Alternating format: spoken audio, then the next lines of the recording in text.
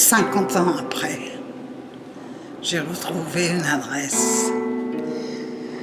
On me répond: chère Paulette, je suis étonnée de ne pas avoir été autrement surpris lorsque j'ai reconnu hier soir votre si jolie écriture sur cette enveloppe de Lourdes.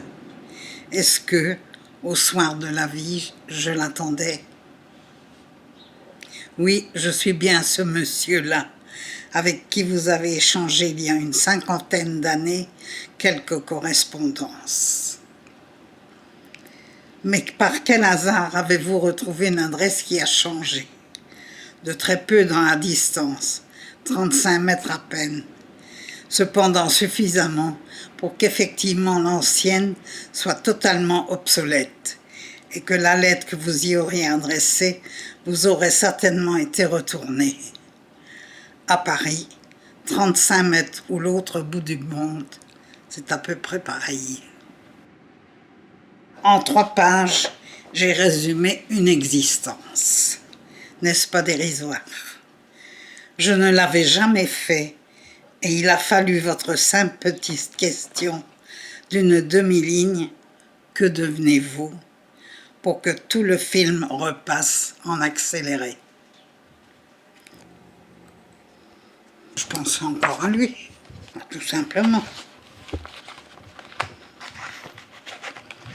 On essaie de trouver quelqu'un parce qu'on pense encore à eux et qu'il y a encore quelque chose au fond du cœur. Une simple carte touristique de Gavarnie, parce qu'on était allés ensemble à Gavarnie. Puis j'ai dit que je repassais à Gavarnie et que c'était l'occasion de penser à lui. J'ai dit: et vous, que devenez-vous? Ça demandait une réponse sans en avoir l'air. Il y a 60 ans. Et nous sommes partis à Gavarnie en excursion.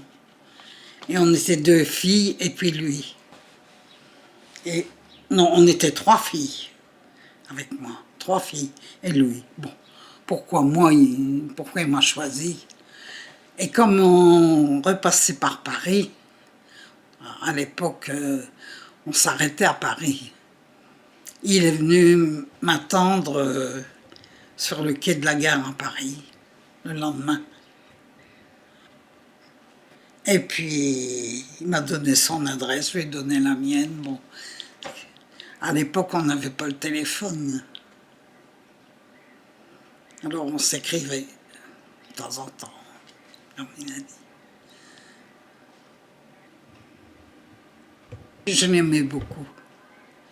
Et je pense que lui aussi, mais malheureusement, ses parents ont dit: tu en as encore pour 5 ou 7 années d'études, est-ce que cette fille pourra t'attendre?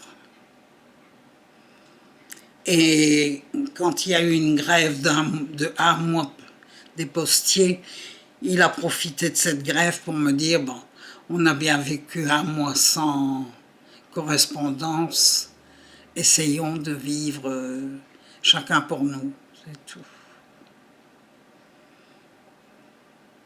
J'ai pleuré, c'est vrai, mais bon, c'est la destinée, on ne peut rien y faire. Hein. Il écrivait très très bien. Et il a trouvé un timbre avec une voiture de cette époque-là. Et il a mis mon nom de jeune fille. Voilà comment finissent les belles choses.